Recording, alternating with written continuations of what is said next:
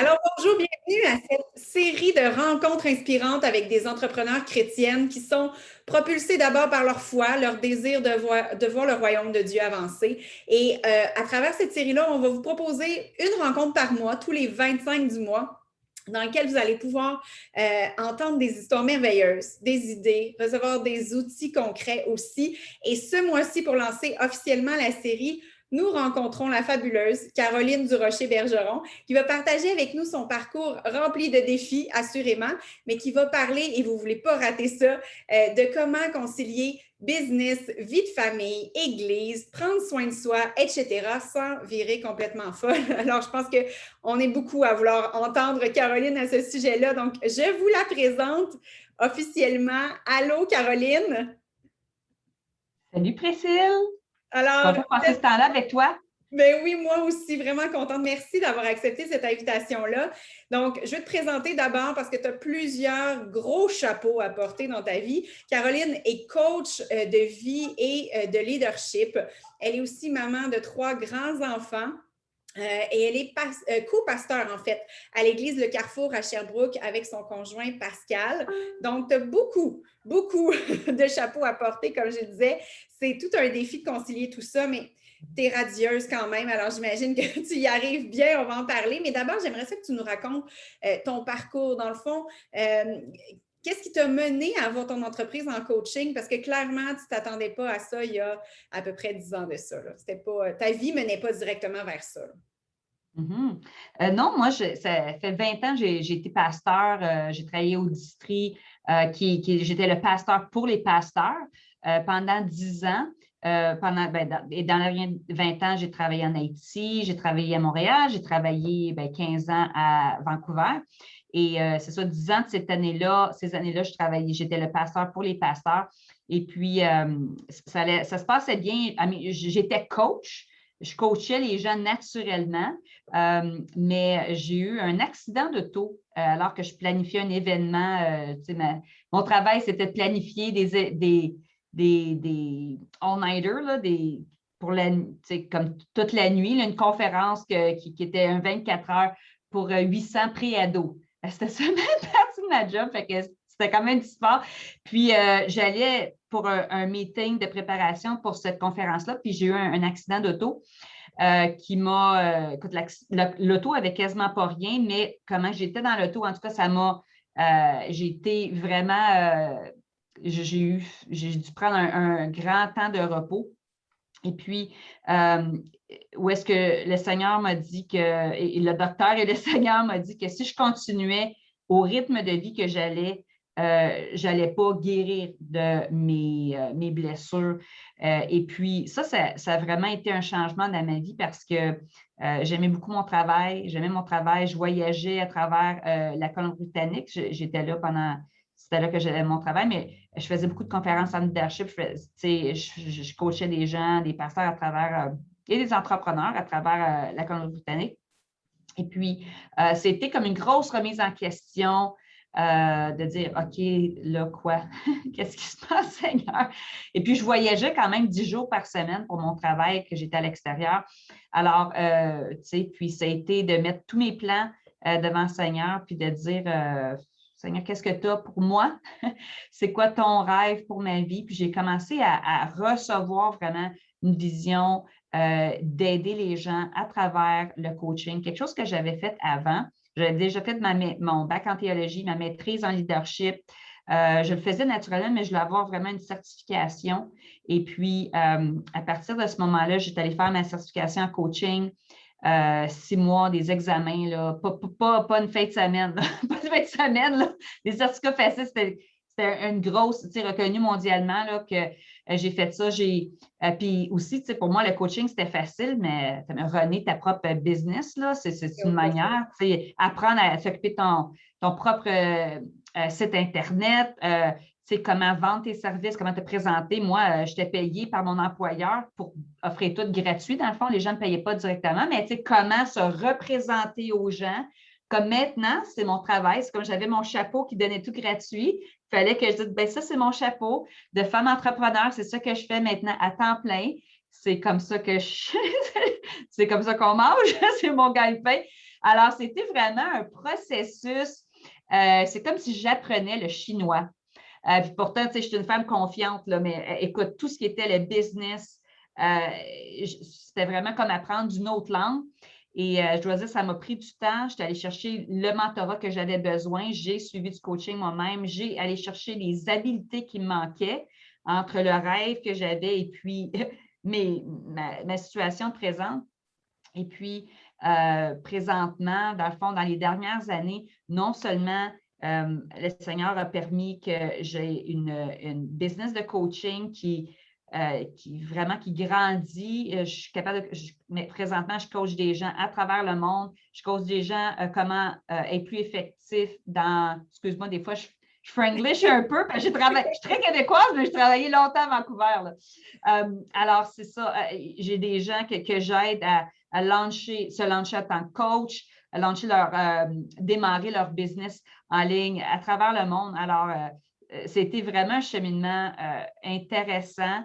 Et puis, mon cœur, c'est vraiment d'aider les femmes chrétiennes, les leaders, les entrepreneurs, les femmes avec la drive, là, qui poursuivent l'appel de Dieu sur leur vie, qui développent leur plein potentiel pour qu'ils puissent réaliser tous les rêves que Dieu a mis dans leur cœur. C'est vraiment l'appel de Dieu sur ma vie, puis c'est ma passion.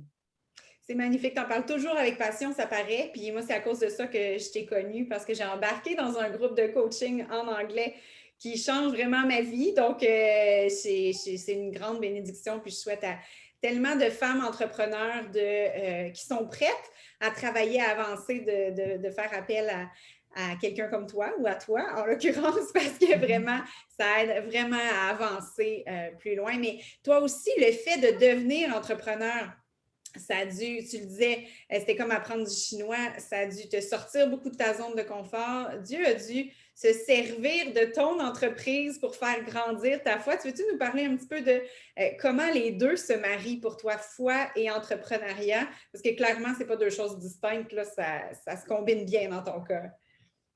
Oui, écoute, mais moi, j'étais le pasteur des pasteurs. Alors, on s'entend que j'étais beaucoup avec des chrétiens. Mais en même temps, j'ai de la misère à m'imaginer cheminer avec les gens, pour moi personnellement, là, sans inviter la présence du Saint-Esprit, puis créer de l'espace pour entendre la voix de Dieu, être capable de la discerner, pas seulement dire, moi, c'est ça mon rêve, mais vraiment être sûr aussi. Tu sais, l'idée, c'est d'écouter la voix de Dieu. La discerner parmi toutes les autres voies, toutes les autres options, discerner ce que Dieu nous demande de faire, puis après ça, de le faire par la puissance du Saint-Esprit, pas par nous-mêmes, puis pas juste en travaillant plus fort, puis se brûler. C'est pas ça le but, c'est d'avoir connecté avec Dieu pour avoir ces stratégies divines qui vont nous aider à arriver à l'endroit qu'il veut qu'on aille, mais d'une manière encore plus productive. Puis, tu sais, c'est intéressant, je trouve, dans l'entrepreneuriat parce que souvent, avec les médias sociaux, on se donne une image qui est très confiante. Tu sais, qu'on n'a pas de défis, on est comme, tu sais, on est femmes, on est des go-getters. Mais, tu sais, je dois dire qu'un de mes rêves a toujours été de bâtir un programme de formation en leadership pour les femmes. Et puis, ça fait longtemps que c'est un rêve, mais je détestais parler live. D'aller live, j'aimais pas ça. Dans un stage, oui, j'étais capable, je suis pasteur senior dans l'église avec mon mari, je suis capable de communiquer, mais c'était le média en ligne, d'être capable d'aller en ligne, de partager une vision. Puis écoute, là, moi, c'était difficile pour moi. Puis le Seigneur m'a dit au début, là, janvier 2020, il m'a dit, Caroline, là, tu vas arrêter de procrastiner là-dessus, tu dois devenir confiante là-dedans. Puis le Seigneur m'a dit, tu vas le faire jusqu'à temps que tu sois confiante. Tu n'attends pas d'être confiante avant de le faire. Et puis, j'ai fait mon premier comme webinaire live là, en anglais parce que là, je commence à des clients francophones, mais je vais commencer à avoir des programmes francophones aussi probablement dans la prochaine année. Mais pendant plusieurs années, c'était en anglais. Tout ce que la majorité de ma promotion, tout ça est en anglais. Si vous allez voir mon site Internet, c'est quand même en anglais. Mais pour moi, de parler, c'est ma langue seconde, j'étais pas hyper confiante non plus. Puis en 2020, j'ai parlé, j'étais allée live, soit sur Facebook, dans mon groupe ou peu importe, là, une centaine de fois. Puis je l'ai faite jusqu'à temps que je sois confiante. Mais je veux dire, au début, je pleurais ma vie, là. Je pleurais, je ne voulais pas faire mon webinaire, j'ai ça, je veux pas. Puis, je savais que c'était quelque chose que je devais passer à travers pour être capable de montrer à l'autre niveau dans mon entreprise, mais dans l'appel de Dieu sur ma vie. Parce que vraiment, l'entreprise, c'est une manière que Dieu manifeste son appel sur notre vie. Alors, si pour toi, c'est de prendre soin des gens et tu le fais à travers certains services ou en créant des produits qui aident aux gens à prendre soin d'eux-mêmes, ça fait partie de l'appel, là. Mais ça a été vraiment, c'est surtout d'être francophone, d'avoir été dans un milieu anglophone pendant longtemps, que je n'étais pas nécessairement confiante dans ma capacité, mon niveau de communication. Ça a fait que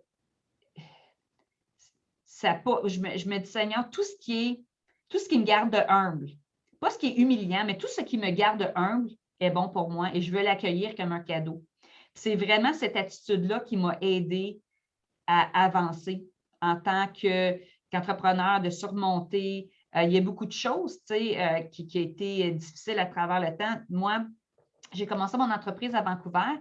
Mais là, mon mari voulait y appliquer pour être pasteur senior et il n'y avait pas de salaire pour tous les deux. Moi, ça fait 20 ans que je suis pasteur aussi. Et puis, le Seigneur m'a dit, si tu supportes Pascal là-dedans, toi, je vais bénir ton entreprise au niveau que tu vas le supporter. Et puis, le présentement, je suis pasteur senior avec lui volontaire. Moi, je disais jamais, là, je vais faire ça, je travaille comme une folle, pas être payé. Là, ça fait 20 ans que je le fais, là, je vais le faire gratuitement. Seigneur, non. Puis toutes les affaires, je l'ai dit, je ne ferai jamais ça. Juste de marcher avec obéissance. Puis, écoute, j'ai vu ma capacité même de grandir. Puis, de moi qui ne savais pas comment gérer une business, puis rien que maintenant, je suis devenue une consultante pour aider les gens à démarrer leur propre business de coaching ou leur propre entreprise en ligne. Alors, c'était vraiment un cheminement d'humilité. Des fois, je sais quand on présente un produit, tout ça, il ne faut pas présenter on ne présente pas nécessairement toutes nos insécurités, là, mais juste d'y aller où est-ce qu'on est, what you see is what you get. Et puis, de faire des grands pas d'obéissance. Juste des grands, c'est ça. Pour moi, c'était d'être en ligne, puis de partager ma passion pour les femmes. Puis dans le fond, Priscille, c'est comme ça que tu t'apprends à me connaître à travers moi qui n'étais pas sûre, je vais le faire, puis tu m'as écouté, puis j'ai fait 12 jours de Noël avec des dévotions, comme chaque jour, tu es venu, après ça, un autre. Puis je me souviens, tu m'avais dit, en tout cas, moi, je n'ajoute rien en ligne. Tu as dit tout de suite, puis toi, je veux travailler avec toi, tout de suite. C'est vrai. C'est bon parce que tu soulignes, il y a différents aspects dont notre foi intervient dans notre entreprise. Puis des fois, c'est comme toi, c'est clairement une business chrétienne qui est affichée, tu offres des services de coach, mais il y a le Saint-Esprit à fond là-dedans aussi. Puis ça fait de toi assurément une coach différente de toutes celles qu'on peut trouver ailleurs. Mais des fois, c'est pas ça. Je pense à Camille qui fait des petites pantoufles. C'est pas nécessairement assumer, là, genre ma business est chrétienne, mais la place de notre foi est super importante aussi parce que Dieu nous travaille tellement à travers le processus entrepreneurial, à travers tout ce qu'on a à traverser dans notre entreprise parce que Dieu sait qu'il y en a des hauts et des bas dans la vie d'un entrepreneur. Puis Dieu veut nous étirer, veut nous faire sortir de notre zone de confort, veut nous apprendre tellement de leçons précieuses qui fait que la vie entrepreneuriale avec Dieu, ça n'a rien à voir avec la vie entrepreneuriale sans lui. Je trouve ça magnifique. Dans ton cas, c'est concret, là, dans les deux aspects. J'aimerais qu'on parle quand même de peut-être aussi comment Dieu est intervenu pour t'aider à concilier tous tes chapeaux. Tu sais, c'est peut-être un autre aspect de la vie entrepreneuriale, c'est-à-dire pas juste faire croître notre business, mais d'en venir aussi à être capable de trouver de l'équilibre avec notre vie dans l'Église, notre vie familiale, notre vie de couple. Je sais que c'est un défi pour beaucoup d'entrepreneurs qui se retrouvent avec tellement de choses dans leur assiette, qui ne savent plus comment jongler avec tout ça. Comment toi, tu arrives à concilier toutes tes responsabilités? Bien, pour moi, une des plus grandes passions, et je dis souvent ça, ça se dit mieux en anglais, mais il y a des choses, c'est pas des problèmes à résoudre, mais c'est des tensions qu'on doit apprendre à vivre avec. Il y a des choses que c'est un problème, c'est une situation qu'on peut l'adresser, mais souvent, il y a des choses dans la vie comme des relations humaines, comme comment gérer notre temps, comme gérer notre énergie pour pas qu'on se ramasse brûlé à la fin, comme être capable de dire non. Ce n'est pas un problème. C'est une tension qu'on doit apprendre à vivre puis qu'on peut développer comme les muscles nécessaires de leadership, de comment être capable de se leader soi-même, de s'auto-gérer pour être capable de prendre les meilleures décisions. Alors, pour moi, c'est clair que de découvrir ce que Dieu veut que tu fasses, c'est important. Et puis, tu sais, tout est spirituel. La dame qui fait, si tu es ici, puis tu écoutes cette vidéo-là, puis c'est toi qui fais les pantoufles, mais tu peux faire tes pantoufles, puis tu peux aussi faire les pantoufles priant pour la personne. Puis je crois vraiment qu'il y a quelque chose de spécial par rapport à ta business parce que tu pries pour la personne qui va être là, où chaque place où est-ce que ses pieds vont se poser, qu'elle puisse le faire avec une confiance, avec apprendre à connaître Dieu plus. Alors, tout est spirituel à un certain niveau. Là. Tu me connais, après ça, je suis très terre à terre, mais en même temps, il n'y a pas un produit, il n'y a pas une entreprise. Quand tu es un enfant de Dieu, tu as la bénédiction de Dieu sur ta vie et ça change l'atmosphère. Ça change l'atmosphère parce que tu es un enfant de Dieu. Alors, peu importe c'est quoi ta business, c'est vraiment l'attitude, Dieu est avec moi, Dieu est pour moi, Dieu est en moi. 3 choses-là, je vais en parler peut-être un petit peu plus tard. Mais des choses qui m'aident encore à gérer, probablement, il n'y a personne qui est parfait ici. C'est des principes qui m'aident vraiment à vivre ma vie, mais en même temps, je dois toujours revenir à ça. Moi aussi, là, si je fermerais mes yeux puis j'oublierais tout ça, je reviendrais dans ma tendance à travailler trop. Puis, encore là, ce n'est pas un problème à résoudre. Si seulement je peux régler mon problème, ma gestion de temps à tout jamais. Mais là, probablement, c'est une tension, là, parce que chaque fois qu'on change, chaque fois qu'on s'ajuste, on change, il faut s'adapter. C'est ça exactement. Alors, une chose pour moi qui m'aide beaucoup, c'est de faire une différence entre être occupé puis de porter du fruit. Le Seigneur m'a dit ça, en fait, cet été, puis il m'avait parlé de ça avant, mais il m'a rappelé cet été. Puis, je voyais l'arbre, qui dans ma cour, où est-ce qu'il y avait du fruit. Non, l'arbre qui était en fleurs, c'est ça, l'arbre était en fleurs. Puis, je me disais, mais c'est tellement beau, c'est un pommier. J'ai un pommier dans ma cour, puis le pommier est en fleurs. Puis, je me disais, mais c'est tellement beau, j'aimerais que le pommier reste comme ça. J'aimerais ça qu'il reste en fleurs parce que c'est tellement beau. Et puis, le Seigneur m'a dit, mais ce n'est pas le but d'un pommier. Le but d'un pommier, c'est que ça produit des pommes. Puis, il y a beaucoup de choses dans ta vie, Caroline, que facilement, c'est beau, puis les gens, ils l'apprécient, mais ce n'est pas le genre de fruit que je t'apporte à porter, que je veux que tu portes.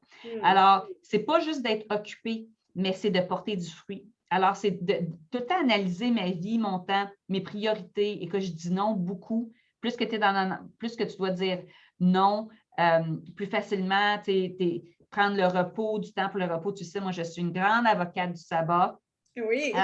Du sabbat, écoute, c'est parce qu'il y a tellement du sabbat, le sabbat, les limites personnelles, les priorités dans la vie, c'est des choses vraiment, vraiment importantes. Puis, il y a quelques petites perles là, de sagesse que je peux dire, c'est que c'est tellement important de gérer notre énergie pendant la journée. Vous pouvez prendre un cadran, une horloge, puis vous regardez quand est-ce que mon énergie est la meilleure, la moins bonne, puis que j'en ai 0. Fait que si vous alliez je vais faire comme ça, là, dans le fond, dans le fond, un cercle, là, vous avez un cercle comme ça, vous séparez 1 à 12, mettons 1 à 12 ou 24, là, comme vous voulez faire, mais point de vue pour votre temps de journée. Et puis, identifiez c'est quel temps dans votre journée que vous seriez dans une zone verte. Une zone verte, c'est une zone où est-ce que vous avez de l'énergie créative, de l'énergie même émotive, vous avez si certains d'entre vous devez faire du copywriting ou écrire vos posts sur Facebook, les choses qui sont difficiles nécessairement de faire, mais que vous avez besoin beaucoup d'énergie, être sûr de le placer dans les temps dans votre journée où est-ce que vous êtes à votre meilleur, que vous avez plus d'énergie. Puis aussi, il y a des temps dans notre journée qu'on est dans une zone verte, qu'on a beaucoup d'énergie. Il y a un temps dans notre journée qu'on a un petit peu, on est capable de faire certaines affaires. Comme moi, je peux répondre à des emails en zone jaune. Jaune, j'ai pas super d'énergie, mais ça fonctionne encore. Puis, je suis en zone, l'autre, c'est zone rouge, où est-ce que je suis vidée, je n'ai rien à donner. Ce qui arrive souvent, c'est qu'on passe beaucoup de temps, on fait toutes nos affaires dans notre liste de to-do list, notre liste de tâches, on les coche quand on est dans notre zone, notre zone verte, mais quand on arrive dans notre zone rouge, là, des fois, c'est là qu'on dit, je n'ai pas le temps de faire certaines choses, mais c'est les choses que tu aurais dû faire dans la zone verte. Je ne sais pas si ça fait sens, mais c'est vraiment de gérer le temps, gérer pas seulement ton temps, mais gérer ton énergie dans une journée, puis de dire, pour moi, pour mon écriture, écrire ma leçon, écrire l'enseignement que je donne à mon groupe de coaching, écrire mes 10 à 14 pages de notes, pour moi, il faut que je le fasse le matin. Jusqu'à midi, 1 heure, après ça, je ne suis pas capable. Je ne prends plus le matin pour écrire mes emails, pour répondre. Je prends 15 minutes. En tout cas, il y a beaucoup de choses comme ça que je peux donner pour beaucoup. Tu le sais, Priscille? Je suis comme une usine à petits types comme ça. Absolument. Mais c'est vraiment de gérer son temps, gérer son énergie, puis même de commencer, planifier ta journée. La journée d'avant, dans le fond, c'est comme hier soir, j'ai dit, c'est quoi ma priorité pour la journée? Puis vraiment prier là-dessus. Dire, Seigneur, c'est quoi la chose que je peux faire qui va créer le plus de momentum, qui va m'aider à me propulser par l'avant, même si c'est juste une chose. C'est ça, même si c'est juste une chose. Même si c'est juste une chose. Alors, puis encore là, dans le but de mon entreprise. C'est dans le but de ton entreprise pour la journée. Alors, si ton but, ça serait, je ne sais pas moi, d'avoir un but clair. Mon but, ça serait d'avoir 3 nouveaux clients avant la fin de la semaine. Dire, OK, alors c'est quoi s'il y a une chose que je peux faire qui va m'amener le plus près de ce but-là, ça serait quoi? Puis vraiment que cette chose-là devienne ta priorité dans ta journée.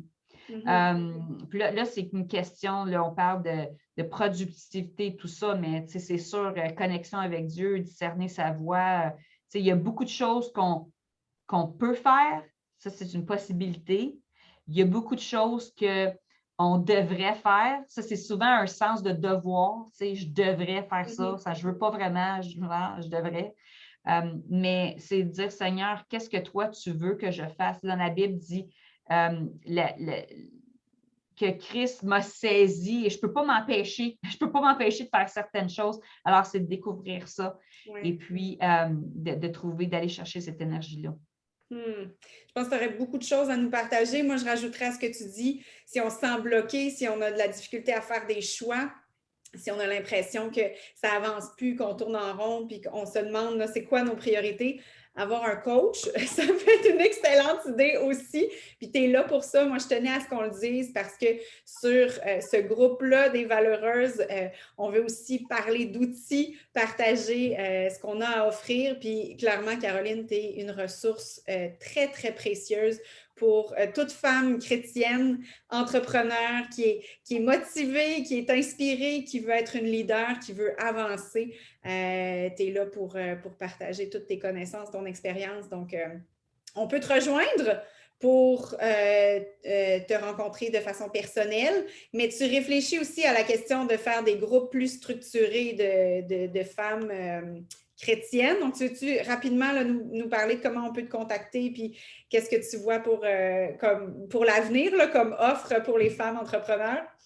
Oui, bien moi, présentement, je fais du coaching de vie, de leadership et de business aussi, d'entrepreneuriat. auprès des femmes francophones. J'ai des clients en France, tout ça, mais au Québec aussi. Moi, je suis à Sherbrooke présentement, mais on fait pas mal tout à travers Zoom. Alors, c'est quelque chose que je fais depuis longtemps. Mais en anglais, je parlais de mon académie que je fais, que tu fais partie d'1 an de formation. La première année, c'est comment se leader soi-même. Puis la deuxième année, c'est comment leader des équipes et des organisations. Alors, ça, c'est quelque chose. Moi, honnêtement, c'est toi, Priscille, en fait, qui m'a dit, il me semble que les femmes québécoises, ils aimeraient ça, ce serait un besoin. Alors là, c'est une manière pour moi de tenter le terrain. Mesdames, si c'est quelque chose, l'idée d'avoir vraiment, d'avoir un groupe coaching où est-ce que vous apprenez et vous implémentez des techniques et des principes qui est très biblique et business aussi, d'une manière cohérente et actuelle. Laissez-moi savoir si c'est quelque chose qui vous intéresserait potentiellement, parce que là, présentement, le 1 à 1 est disponible. Vous pouvez me connecter par, dans le fond, Messenger. Hein? Messenger, oui, je peux mettre le lien pour ton calendrier. Oui, le lien mon calendrier, vous l'avez aussi. Vous pouvez aller visiter mon site Internet qui est carolinebergeron.ca, mais présentement, le site est en anglais. Parce que ça fait seulement 2 ans que je déménageais à Sherbrooke. Alors là, je suis en train de m'immerger dans le milieu francophone et je suis très excitée du potentiel, juste de ce groupe-là, le groupe des Valeureuses, des femmes entrepreneurs québécoises qui veulent vraiment appliquer des principes du royaume de Dieu, des principes de leadership pour que vraiment Dieu bénisse. Et je crois dire que c'est des principes qui créent de l'accélération dans leur vie. Et dans leur entreprise. Je dis beaucoup business, mais en français, c'est dans leur entreprise. Dans leur entreprise. Parfait. Donc, on peut te contacter. Tu as de la place dans ton calendrier. Puis, on peut te parler de notre intérêt pour un groupe, mais si on veut vraiment des rencontres de façon individuelle, la première rencontre avec toi est gratuite pour évaluer, pour voir si ça convient. Puis après ça, on décide si c'est un bon fit puis qu'on veut continuer à travailler avec toi. Donc, oui. Je vais peut-être, c'est correct, je vais juste préciser la différence entre le coaching et la relation d'aide, parce que souvent, les gens se demandent, et puis, la relation d'aide, c'est de guérir d'une blessure du passé. Souvent, il y a quelque chose qui s'est passé dans le passé. Et puis, le coaching, ce que ça fait, c'est que ça t'aide à voir c'est quoi ton futur idéal, à discerner ton futur idéal, et que ça peut être pour ton entreprise, pour ta vie, pour ton couple, pour tes enfants, peu importe. Alors, et de dire c'est quoi les obstacles qui t'empêchent d'aller là et c'est quoi les méthodes qui t'aideraient à passer de où est-ce que tu es à où est-ce que tu aimerais être. Alors, c'est vraiment, c'est très basé sur que ce soit des habitudes de vie, que ce soit changer les perceptions, les perspectives, les manières de voir le monde. Alors, toi, Priscille, c'est quoi que ça a été quoi le bénéfique pour toi dans ta vie? Parce que tu es là, je ne peux pas m'empêcher, tu es là. Je retrouve en entrevue. Oh, mais ce serait infini. J'ai mis sur le groupe Les Valeureuses un message que j'ai apporté, un enseignement à mon église sur le sabbat. J'ai vraiment réussi à identifier dans bien des endroits dans ma vie où ça coinçait, puis quelles étaient les actions concrètes que je devais poser, les limites que je devais mettre, le repos que je devais mettre en place aussi. J'ai appris à me connaître puis à mettre des mots vraiment sur ma vision, sur ma mission de vie. Puis ça m'a fait prendre des décisions puis des choix aussi pour vraiment concentrer mon attention vers ce que j'ai compris vraiment concrètement que Dieu voulait pour ma vie. Fait que on peut en parler longtemps, mais il y a eu beaucoup de choses. Puis c'est ça, notre année n'est pas terminée. Là, on parle de porter du fruit. On est dans la session porter du fruit. Puis c'est ça, je veux poursuivre. Là. Ça a été assez bénéfique. L'investissement a tellement valu la peine que je vais poursuivre pour la 2e année, assurément. Donc, je pourrais en parler longtemps. Il faudrait que toi, tu me reçoives en entrevue. Faisons ça! Merci, mesdames. Merci pour votre attention. Merci pour votre temps. C'était super. Vraiment, merci. Ils vont voir faire des petites capsules une fois de temps en temps. Là, sur des millions d'illustrations. Tu sais, je suis comme la reine d'illustration. Je vais faire ça souvent. On va te revoir sur le groupe Les Valeureuses, mais merci pour ton temps. Tu es une perle précieuse, je pense, vraiment, je le crois sincèrement, pour les femmes chrétiennes et les femmes chrétiennes entrepreneurs du Québec. Donc, j'espère que beaucoup de femmes, quand elles seront prêtes, vont te contacter pour vraiment continuer de faire des pas vers l'avant. Dirigé par le Saint-Esprit, ça fait toute la différence. Merci, Caroline. Et merci.